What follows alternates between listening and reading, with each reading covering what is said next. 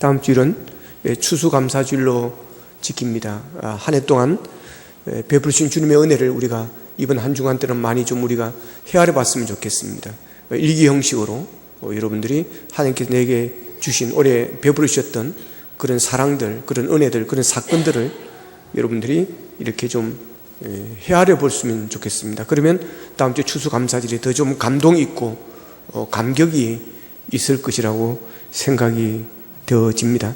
그냥 의미 없는 감사절이 아니고 그냥 절기, 1년에 한 번 오는 그런 절기의 감사가 아니라 정말 하나님께서 베푸신 그 은혜, 힘들고 어려울 때 또 내가 간절히 기도하던 기도 제목들, 생각하지 못했던 그런 사건들, 또 한몇가지 선을 이루는 그런 일들 여러분들이 헤아리면서 생각하면서 정말 마음을 다해서 감사하는, 그래서 하나님을 영화롭게 하는, 하나님이 기쁘시게 하는 그런 감사주일이 되었으면 좋겠습니다.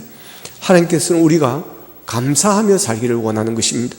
우리가 감사하면 하나님께서 또 막 복을 우리에게 주십니다. 그러니까 감사는 많이 하면 할수록 좋습니다. 따라합시다. 감사는 많이 하면 할수록 좋습니다. 할렐루야.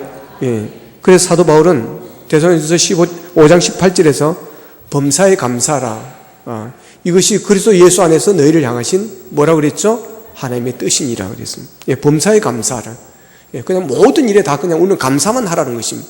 우리의 입술에 그냥 감사합니다, 감사합니다, 감사, 이 감사가 떠나지 않도록 범사의 모든 일에 우리가 감사하는 것, 이것이 우리를 향하신 하나님의 뜻이라고 하는 것입니다. 이렇게 살면 여러분 어떻게 행복하지 않겠습니까? 여러분 천국이 따로 있겠습니까? 가정에서 서로가 이렇게 서로 감사하고 해보십시오. 바로 그것이 천국이 아니겠습니까? 행복한 사람들, 복받는 사람들 보십시오. 입술이 말이 다릅니다. 감사가 많습니다. 감사합니다. 그러나 불행한 사람들, 불행한 가족들을 보십시오. 감사가 없습니다. 감사가 아주 인색합니다. 감사할 줄을 모릅니다. 오히려 입만 열면 불평이고 불만이고 원망이고 그러다 보니까 복을 까먹어버리는 것입니다. 지금 우리는 옛날에 비하면 훨씬 더 잘 살고 잘 먹고 잘 쓰고 그러고 사는데도 불구하고 왜 옛날에 비해서 우리나라보다 훨씬 가난한 그런 나라보다 행복지수가 낮고 자살률과 이혼율이 더 높아지고 그런 것일까요? 물론 여러 가지 이유가 있을 것입니다만 감사를 상실했다고 하는 것입니다. 요즘 시대에 암보다 더 무서운 질병 두 가지가 있다고 그럽니다. 하나는 육체적으로 멀쩡한데 치매나 어떤 정신적인 병에 걸리는 경우이고, 또 하나는 감사 불감증에 걸리는 것이라고 그럽니다. 사람이 감사 불감증에 걸리게 되어지면 마음의 원망과 불평과 미움과 절망이 찾아오면서 매사에 부정적이고 비판적인 사람이 되는 겁니다. 그러면 다른 사람을 아프게 하고 상처를 주게 되어지고, 그런 복이 오다가 여러분 도망을 가버리는 것입니다. 여러분 행복해지기를 원하십니까? 감사를 많이 하시기를 축복합니다. 행복한 가정은 다른 데서 오는 것이 아닙니다. 만들어 가는 것입니다. 감사로. 불행한 가정들 보십시오. 감사가 없습니다. 자식이 부모님에게 덤벼듭니다. 해준 게 뭐 있어요? 그러면 못된 놈들. 그러면 절대 안 됩니다, 여러분. 엄마가 나에게 해준 게 뭐가 있는데요? 아버지가 나에게 해준 게 뭐가 있는데요? 그러면 공부 좀 안 시켜줬다고, 물론 재산이 좀 적다고 없다고, 부모님 나에게 뭘 해줬냐고 그러면, 여러분 정말 부모님이 해준 게 없습니까, 여러분? 진 자리 마른 자리 가라니시며 손발이 다 닳도록 고생하셨네. 하늘 아래 거무시 높다 하리요. 어머니의 희생은 가히 없어라. 여러분, 그래도 엄마가 나에게 해준 것이 없다고 이야기할 수 있겠습니까, 여러분? 여러분, 감사가 가정을 행복하게 만듭니다. 불평과 원망은 나를 불행하게 하고 가정을 불행하게 하고 교회를 불행하게 만드는 것입니다. 여러분, 입술에 감사가 넘치기를 축복합니다. 감사가 습관이 되기를 바랍니다. 이번 추수감사절을 통해서 이 또 11월 감사의 달을 통해서 여러분이 불평의 습관에서 감사의 습관으로 바뀌어졌으면 좋겠습니다. 인간의 뇌는 140억 개의 세포로 되어 있다고 그럽니다.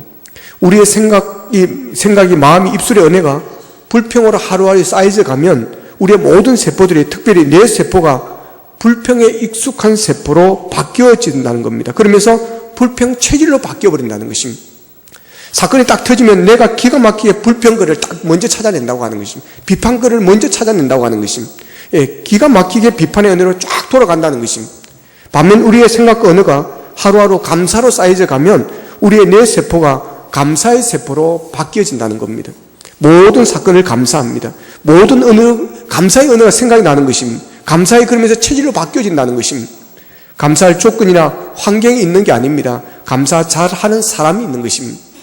불평보다는 천국에 데려다 놔도 불평한다 그럽니다. 그러나 감사하는 사람은 지옥에 데려다 놔도 감사한다고 하는 것입니다. 여러분, 말이 힘이 있습니다. 말에 권세가 있습니다. 야고보 사도는 사람의 말을 배의 키에 비유를 했습니다. 작은 배의 키 하나가 배의 방향을 조정하듯이 우리의 말 한마디, 작은 말 한마디 하나, 습관적인 말 한마디가 우리의 인생의 방향을 이렇게 조정해 나간다는, 바꾼다는 것입니다. 그래서 이 습관이 중요합니다. 습관을 고쳐야 됩니다. 그러기 위해서는 반복해야 됩니다. 감사도 반복해야 되는, 계속 지속적으로 해야 됩니다. 반복이 무섭습니다. 반복하다 보면 습관이 됩니다. 나도 모르게 습관이 되어지는 것입니다. 체질이 되는 것입니다. 그러니까 감사를 반복하는 그런 훈련을 하십시오. 감사를 표현하는 훈련을 하십시오. 작은 것에도 자꾸 감사를 표현해 보시길 바랍니다. 이런 말이 있습니다. 노래는 부를 때까지 노래가 아니고, 종은 울릴 때까지 종이 아니고, 사랑은 표현할 때까지 사랑이 아니고, 또한 축복은 감사할 때까지 축복이 아니다. 그런 말이 있습니다. 이게 무슨 말입니까? 표현하라고 하는 것입니다. 표현하라는 것입니다. 사랑은 표현할 때가 사랑이 아니라는 거예요. 그러니 여러분, 사랑을 표현하라고 하는 것입니다. 우리나라 사람들은 표현력이 약합니다. 저도 표현력이 약한 편이에요. 어렸을 때 저희 가정은 좀 엄한 그런 가정이었습니다. 아버지도 좀 엄했고, 또 어머니는 특히 예절과 예의, 범절 이런 거에 대해서 되게 엄했습니다. 그러다 보니까 체면 문화 이런 게 많이 습관이 되어지고, 그러면서 표현을 잘 못하는 것입니다. 그래서 좋아하면 좋아한다, 사랑하면 사랑한다 이런 표현을 잘 못했습니다. 그래서 종각 때 좋은 자매들을 많이 놓쳤습니다. 좋은 범띠 자매들을 많이 놓쳤습니다. 토끼띠 좋은 줄 알고 결혼했더니 그것도 아니더라고요. 그래서 선봤던 범띠 자매들이 가끔 생각납니다. 어쨌든 여러분, 표현이 중요합니다. 표현 안 해도 내 마음 알지, 그런 사람이 있습니다. 표현을 안 하는데 어떻게 알겠습니까, 여러분? 정말 좋으면 어떻게 표현을 안 하겠습니까? 표현해야 됩니다. 그래야 아닙니다. 그래야 느낄 수가 있습니다, 여러분. 이런 글을 읽었습니다. 좋은 글을 소개합니다. 내일이 아버지가 우리 가족을 떠난 지 2주년이 된 날이다. 어제는 아이들과 함께 아버지의 낙골매에 다녀왔다. 조그만 아버지의 사진을 보면서 늙어가는 나의 모습을 발견하며 2년 전 그날의 일들이 내 머리를 스쳐갔다.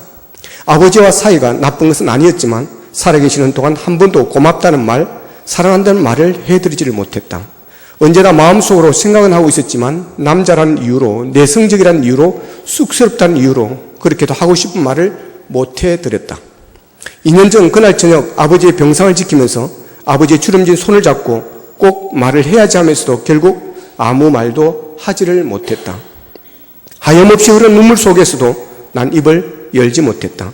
아버지의 차가운 손만 꼭 붙잡고 아무 말 없이 눈물만 흐르던 그때의 내 모습을 떠올리면 왜 그렇게도 해드리고 싶은 말을 하지 못했는지 알 수가 없다.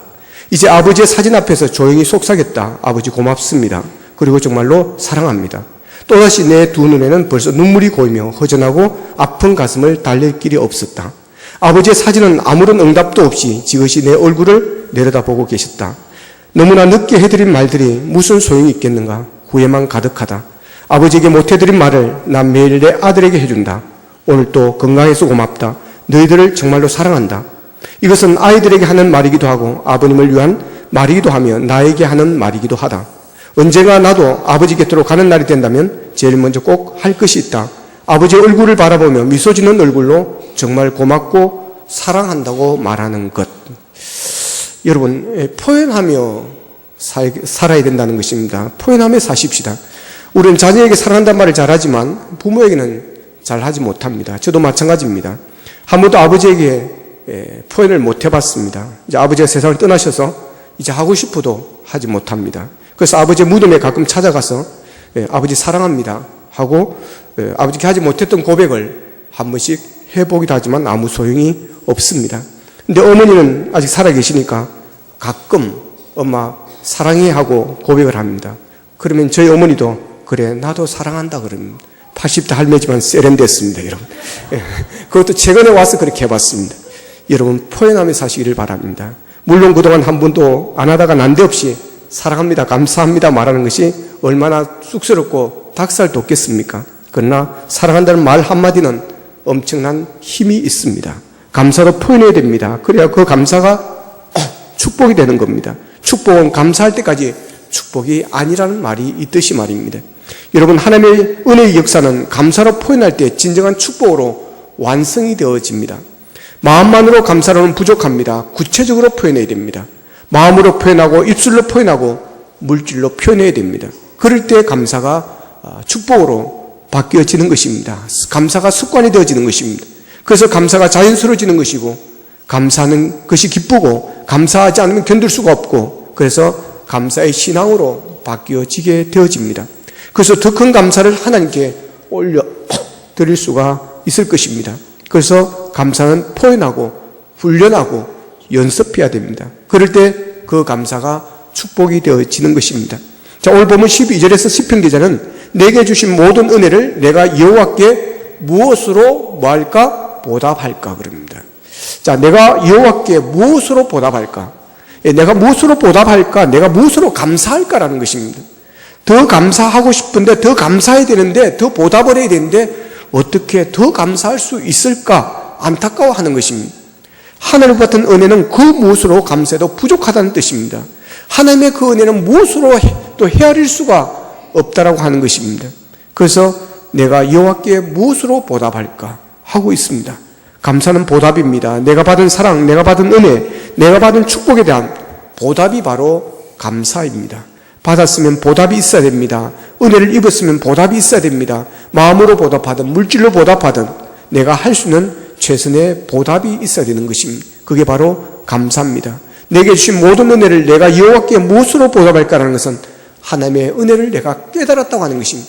하나님의 사랑을 깨달았다고 하는 것입니다. 그것을 깨닫고 보니까 내가 무엇으로 보답할 수 있을까? 내가 무엇으로 어떻게 보답할 수 있을까? 하고 안타까워하는 것입니다.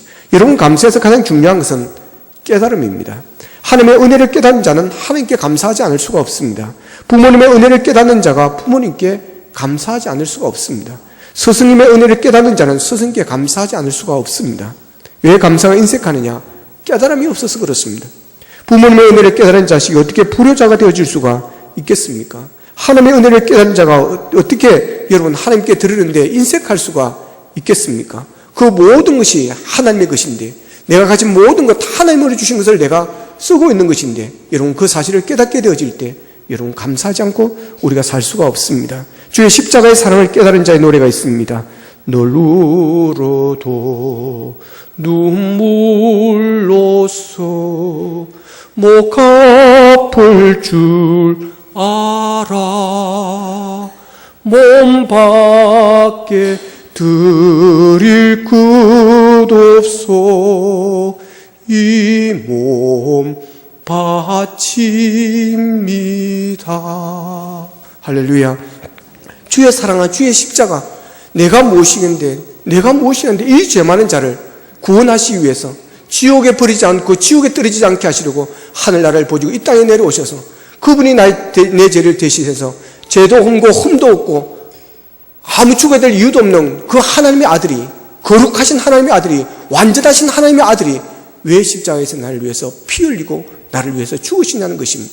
그 은혜를 생각하니 그 십자가가 없었더라면 나는 죽음에 대한 두려움이 있을 것이고 내세에 오는 영혼이 멸망할 수밖에 없고 지옥에 가야 하는데 나를 사랑해 주시고 나를 축복해 주셔서 나를 위해서 십자가에서 내 죄를 용서해 주시고 나를 구원해 주시니 그 은혜, 그래서 나는 천국 백성이 되었고 오늘 죽어도 천국에서 눈을 뜨는 이 영광을 누렸으니 어떻게 내가 감사하지 않을 수가 있겠느냐고 하는 것입니다. 나는 때로 하나님을 배신하고 주님을 실망시킴에도 불구하고 그분은 끝까지 나를 포기하지 않고 나는 너를 사랑하노라, 나는 너를 사랑하노라, 나는 너를 끝까지 사랑하노라 하고 집착하며 우리를 붙잡아 주시고 우리를 다시 돌아오게 하시는 그 주님의 은혜를 생각할 때 여러분 늘 울어도 눈물로서도 못 갚을 줄 알아.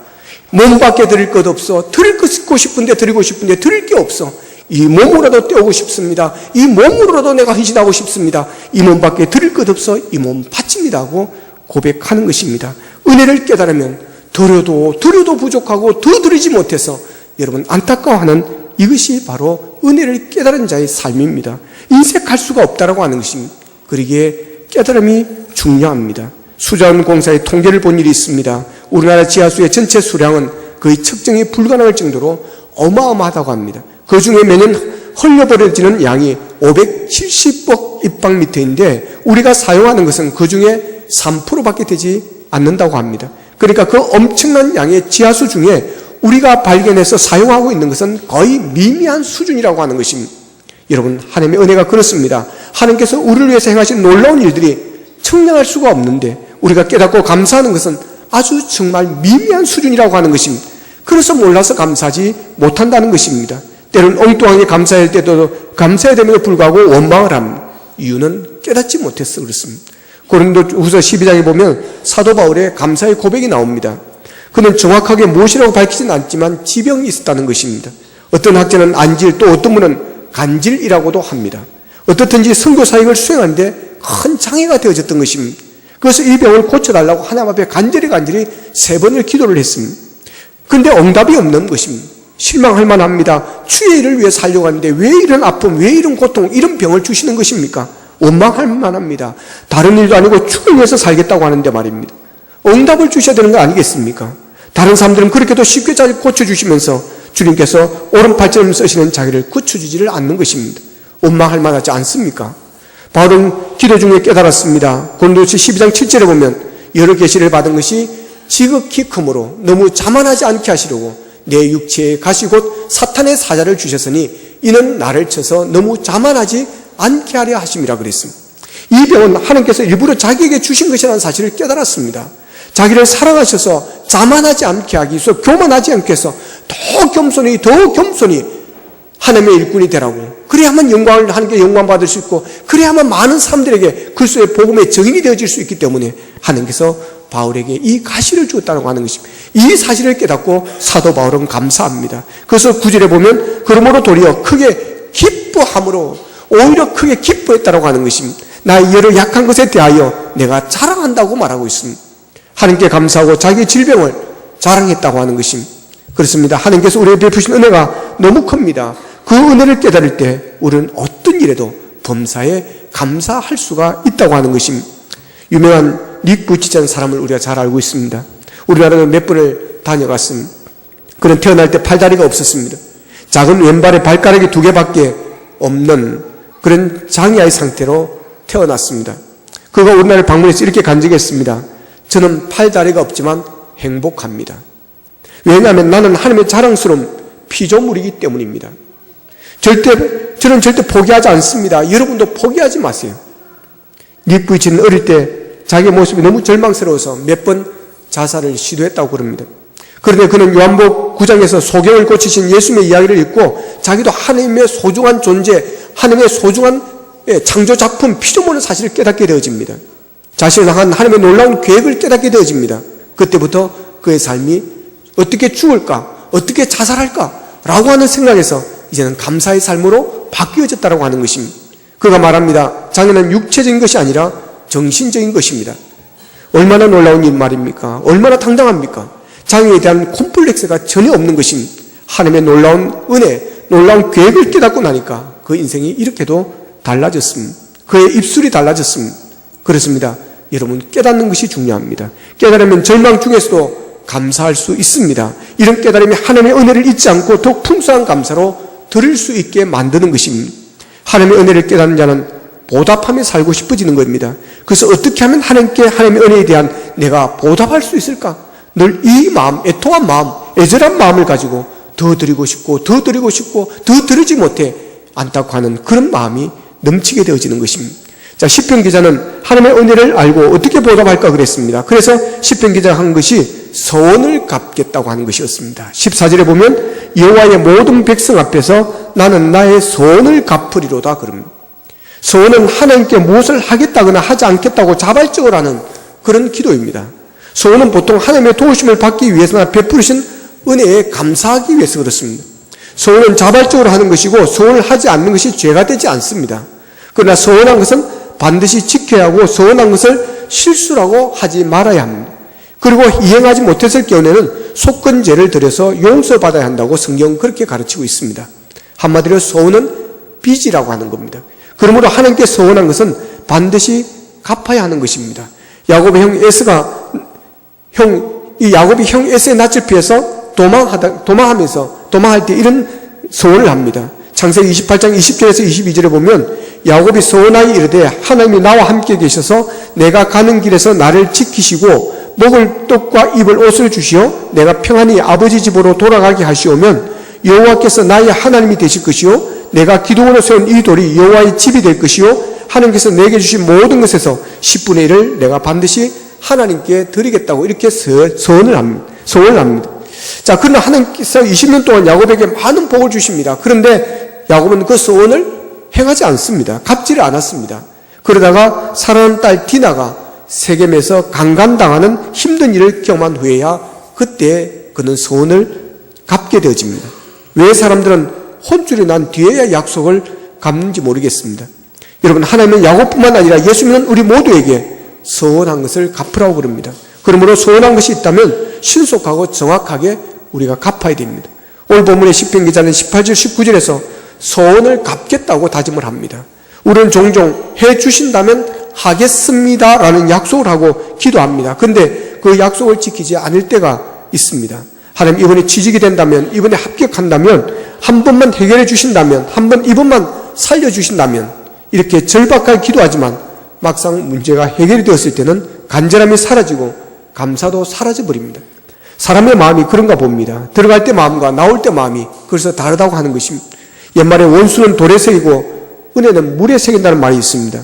은혜를 물에 새기면 안 됩니다. 은혜는 마음판에 새기고 감사해야 됩니다. 하나님은 분명히 소원 갖기를 원하십니다. 그러므로 하나님께 소원한 것이 있다면, 약속 드린 것이 있다면 그 약속을 우리가 지켜야 됩니다. 마음으로, 물질로, 헌신으로, 봉사로, 그 어떤 것으로라도 하나님께 소원한 그 빚은 우리가 갚아야 한다는 것입니다. 우리가 드는 모든 헌금은 11조 감사헌금 등 여러 가지 내용이 있지만 거기에 우리들 마음에 담긴 감사가 들어 있어야 됩니다. 하나님이 우리에게 원하시는 것은 여러분 바로 이 마음입니다. 그런데 인색함으로 억지로 하면서 최선을 다했다고 거짓말을 하고 정성을 다했다고 거짓말을 할 때가 우리가 얼마나 많습니까? 모든 예물의 근본은 감사의 마음입니다. 헌금의 이름이나 내용은 그렇게 중요하지 않습니다. 하나님께 마음을 다해 감사한다면 하나님께서 그 마음을 받으실 것이고 하나님께서 네가 내 은혜를 알려하는구나, 네가 받은 축복을 아는구나 하고 하나님께서 기뻐하시는 것입니다. 감사는 백신이고 제독제고 방부제라는 말이 있습니다. 우리의 마음에 감사가 충만하면 그것이 백신이 돼서 불평불만이라는 바이러스가 침범하지 못할 것이고, 감사가 충만하면 그것이 제독제가 되어서 마음속에 있는 독소를 없애줄 것이고, 감사가 충만하면 그것이 방부제가 되어서 우리 마음이 부패하지 않도록 도와준다고 하는 것입니다. 그러므로 감사는 우리의 삶에 꼭 있어야 될 필수 요소입니다. 우리가 당연하다고 생각하는 것들은 결코 당연한 것이 아닙니다. 하나님께 주신 복이요 감사의 문제입니다. 제목입니다. 일상적으로 평범한 삶은 가장 큰 감사거리입니다. 별일이 없었던 것, 그것이 바로 감사라는 사실을 아십니까? 오래전에 의사에게 3개월밖에 살 수 없다는 청천벽력 같은 진단을 받은 뒤에 하나님의 놀라운 은혜로 회복되어 살고 있는 한 사람의 글을 읽은 일이 있습니다. 새날 새롭게 태양이 뜨는 것을 보고 감격해서 울었답니다. 아침에 일어나 손과 발이 제대로 움직이는 것을 보고 감격해서 울었답니다. 가족들과 함께 식탁에 둘러앉아 저녁 식사를 하면서 또 감격해서 울었답니다. 자기에게는 다 끝난 일인 줄 알았던 것들이 다시 주어지니 그 모든 것이 감격스럽더라는 것입니다. 여러분, 우리가 평범하게 살아가는 이 사실들, 우리가 호흡하며 움직이고 저녁에 눈을 감고 잘 수가 있고 아침에 눈을 뜨고 다시 일어나 우리가 삶의 전선으로 나가는 이 모든 것들이 여러분 감사할 조건이라는 사실을 기억할 수 있기를 축복합니다. 여러분, 하루를 시작하며 새롭게 시작된 새날에 감동을 받을 수 있기를 바랍니다. 정말 아침에 태양이 새롭게 뜨는 것을 보고 여러분 감격해서 울어보셨습니까? 여러분, 모든 삶의 순간순간이 하나님의 은혜로 되어지는 것입니다. 거기에 참된 감사가 익어가는 것입니다. 이렇게 하나님의 은혜를 깨닫고 감격하며 사는 사람들은 감사를 잊지 않고 또 풍성한 감사 생활을 할 수가 있습니다. 여러분, 감사를 잊지 마시기를 바랍니다. 하나님의 은혜를 잊지 말아야 됩니다. 감사는 우리를 향하신 하나님의 뜻이고 명령이라고 했습니다. 감사를 그대로 두면 잊혀집니다. 하나님의 은혜를 깨닫고 하나님의 은혜에 감격하고 감사로 표현을 해야 됩니다. 그래서 하나님께서 절기를 정하시고 표현하라고 그렇게 우리에게 말씀하시는 것입니다. 감사는 하나님의 명령입니다. 선택이 아니라 필수입니다. 감사는 신앙의 척도입니다. 다음 주일은 추수감사주일입니다. 인색함으로 억지로 하면서 생제를 내려는 그런 감사절기가 되지 않기를 원합니다. 하나님의 은혜에 진심으로 감사해서 하나님의 은혜를 깨닫고 감동하며 감격하며 최선을 다하는 감사, 정성을 다하고 마음을 다해서 드리는 감사하는 그런 절기가 되기를 원합니다. 추수감사절을 통해서 우리가 감사해야 될 분들을 찾아가서 감사 인사도 했으면 좋겠습니다.